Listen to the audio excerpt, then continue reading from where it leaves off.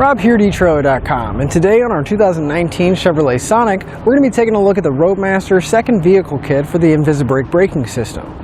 If you flat towed before, you know that all the components you're going to need. One of those components is going to be a braking system, so we're not relying on the motorhome to slow down our vehicle as well. That way we have a nice, even braking, and it's not going to be tearing up the motorhome or our car. And our second vehicle kit is going to allow us to use our existing InvisiBrake in a new car. That way we don't have to purchase the entire braking system again.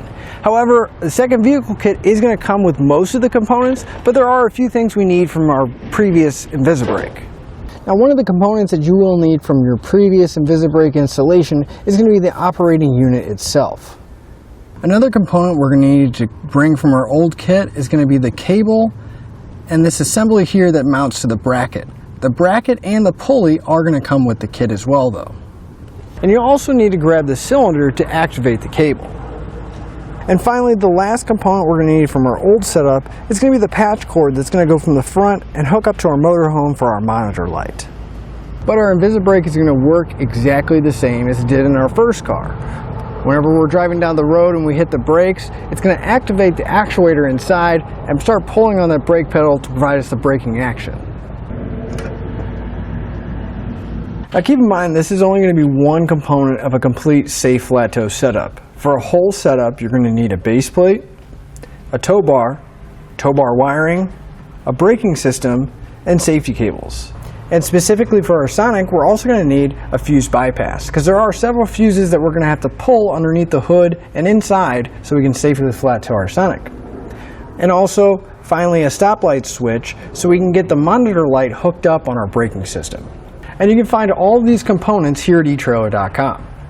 So if you bought a new car and you want to start flat towing that, our second vehicle kit is going to make it a lot easier and a lot more cost friendly than buying an entirely new InvisiBrake system. But now that we've seen what it looks like and gone over some of the features, we'll give you a brief overview of how it installs, since it's going to install exactly the same as the original one. To begin your installation, you want to grab your operating unit from your old vehicle or your old setup, and you're going to want to find a spot to mount it in your Sonic. Now, we chose to mount ours in the very back. We mounted ours on top of the carpeted section above the tire, but we can still get our other panel back in place. On the very end, we'll have a push fitting. We're going to want to put that 1/8 inch airline in. Next to that, we'll have a metal barbed fitting. We're going to grab the vacuum line out of the kit, put it onto the end, and then we'll take the 1/4 inch airline and plug it right into there. Then we'll have a 4-prong plug. It's going to be a rectangle shape with a red and a black, and then a black jacketed wire. Plug that in here. That's going to be our power and our ground, as well as our breakaway switch. Then finally, we want to plug in the 4-pole wire into the very end. Now all of these are going to go towards the front of the vehicle. So I bundled all my wires and my airline tube together, and I just kind of wrapped them up in some tape, helped keep them together better. Came out from underneath the seat right here, and I just ran them along the threshold, going underneath this panel, going towards the front. So all our wires came up, and the majority of them, minus the 1/8 inch airline, is going to go all the way to the firewall, and then we're going to go through the firewall so we can get to the engine bay. There's a grommet back here at the back of the firewall, and that's what we use to get all our wires through. If you just take a razor knife or a drill bit, anything you can get in there, you can make a small cut and then push your wires through. So our 4-pole wire came out, and you can see I have a lot of butt connectors here. And that's because each one of our 4-pole wire coming from our InvisiBrake is going to tie into our towed vehicle wiring. So we want to make sure that we put our taillight wiring that's going to go to the back, we leave a loop up here so we can access it. And we're just going to connect it color for color. Now the only difference is with our white wire, we want to have a separate jumper wire that goes over to the ground. Now our red and black wire is going to be our power and our ground. So our black wire, I just ran over to my ground on my battery, and then my red wire, I cut it to length, and then I took the included fuse holder and I attached it directly to the positive post on the battery. You just want to make sure that you don't have the fuse in whenever you hook it up. And finally, we're going to have that jacketed black wire. Now this is our breakaway switch wire, so I ran it towards the front. I actually came to the outside, And we have our fascia removed because we just got done installing the base plate, so we'll make it easier to route everything. We rounded it down. I had quite a bit of excess, so I just tied it up below the headlight, followed my wire towards the front, routing it behind the bumper here. Then I mounted my breakaway switch directly to the metal bumper.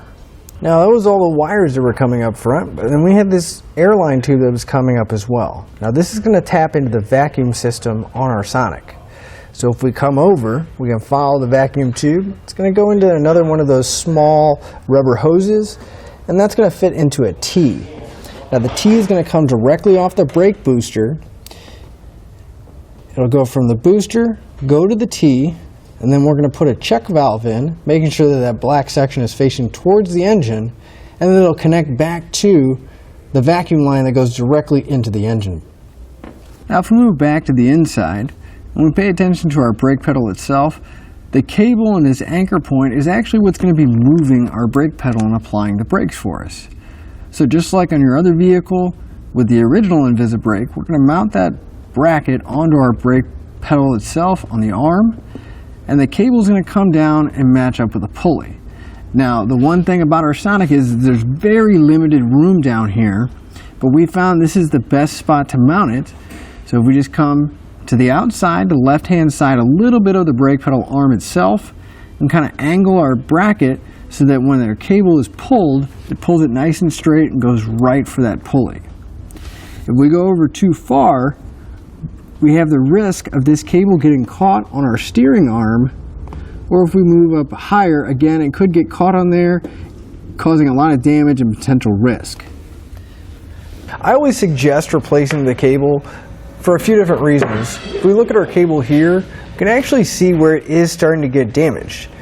Now it is just on the outside, but we don't know the condition of the cable on the inside, if there's any frays, bends, cracks, or any breaks.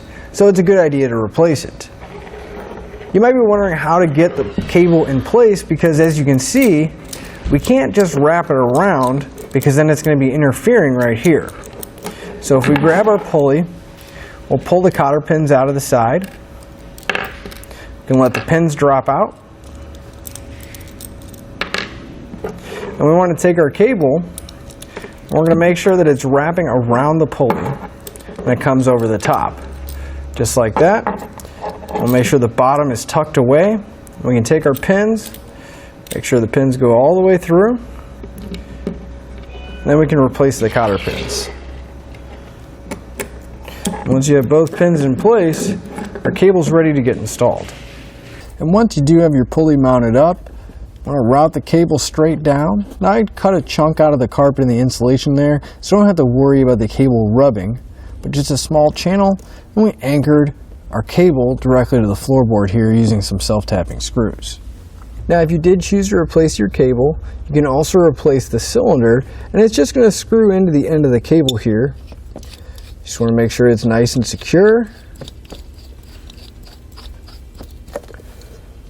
and nice and snug.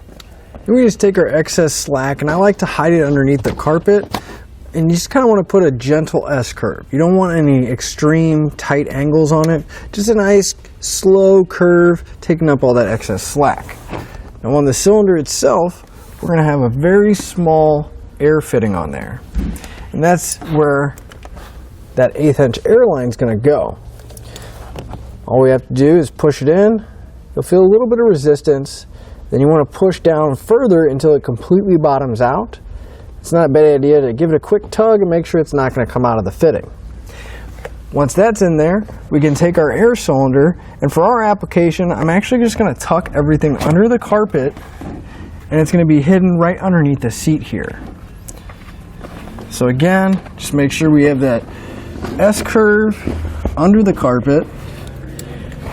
Then we can take our cylinder, tuck it all the way underneath the seat, make sure we don't have any sharp bends or anything, and that the carpet will lay flat when we put everything back in. Now once you do start putting all your panels and carpet back in place, you want to make sure you cut out a section so that the carpet's not going to be directly on the pulley. You want to cut it out so it's nice and away from it, and just trim up a little piece around it. Then we can start putting all the panels and everything else back in place. But now that we have everything installed, we're going to go ahead and hold our fascia up, see exactly where we need to trim out on the grill, and then we can reinstall the fascia.